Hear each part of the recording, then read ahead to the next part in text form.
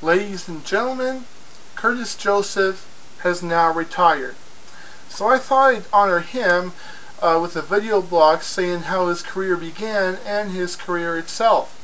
Now, Curtis Joseph was born in Keswick, Ontario, not too long before the Leafs won their last Stanley Cup in 1967, which was April 29th.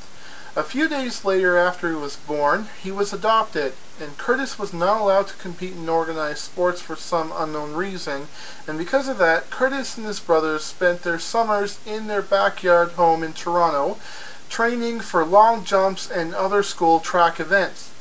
One day, a foster child had moved away, which I'm assuming is one of Curtis Joseph's foster brother or sister, and his mother could not get the child's hockey registration money back. This presented Curtis Joseph with an opportunity to play hockey at 9 years old. His mother did not want him to play, but her friends had convinced her to change her mind. This changed Curtis's life around. He couldn't skate, but that didn't stop him from playing the role as a goaltender. Curtis led his house league team to a championship and was given the name Cujo. Now, Curtis Joseph began his hockey career in 1984-1985, splitting the season with the King City Dukes and the Newmarket Flyers. He then played for the Richmond Hill Dines for 2 years after that, and in 1987 Curtis had struggled to make a good impression as a goalie at the amateur level. He went all the way to Saskatchewan in 1987 to play for the Notre Dame Hounds and try to get a scholarship with Notre Dame, but he ended up playing for them in the 1987-1988 season. During the season, he caught the eye of a few scouts and ended up playing for the University of Wisconsin, in which Curtis Joseph played for in the 1988-1989 season, as well as getting a scholarship with the university.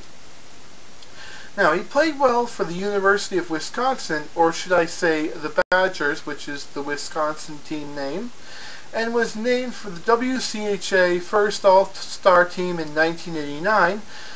Also, Curtis was also named as the WCHA Freshman of the Year and the WCHA MVP all in 1989, in which he also played for the NCAA West Second All-American Team.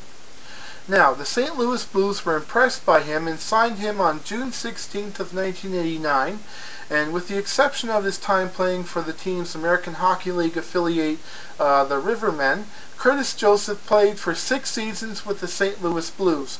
He started off as a backup goaltender after Joe Bowen's co-announcer Greg Millen was traded to the Quebec Nordiques. Now, Leaf fans will remember Game 7 of the 1994 Norris Division Finals as one of Doug Gilmour's best moments with the Toronto Maple Leafs, when he scored his game-winning goal on Curtis Joseph that eliminated the Blues in 1994. But despite the team being eliminated, Curtis Joseph was seen as the hero after stopping 119 of 122 shots in consecutive double overtime games. Now, before the 1995-1996 season, the Blues traded Curtis Joseph to the Edmonton Oilers, where he helped a young Oilers team make it to the second round of the Stanley Cup playoffs in the 1996-1997 and 1997-1998 seasons.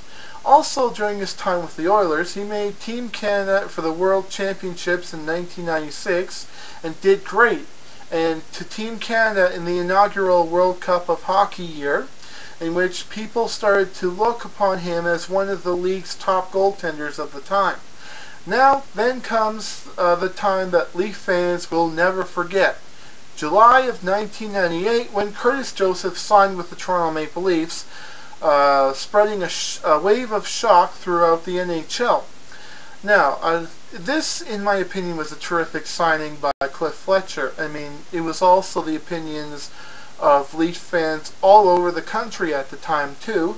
Now, Cliff Fletcher was looking for a goalie to replace Felix Potvin, and he found him in Curtis Joseph. Now, Joseph became a fan favorite with the Leaf fans by helping the Leafs make it to the conference finals in 1999 and later in 2002. Curtis Joseph had a memorable time with the Leafs. He was one of the nominees for the Vezina Trophy in 1999, which he lost to Dominik Hasek, but he did win the King Clancy Award in 2000. At the end of the 20th century, he helped the Leafs become the Northeast champs for the first time since the 1962-1963 season.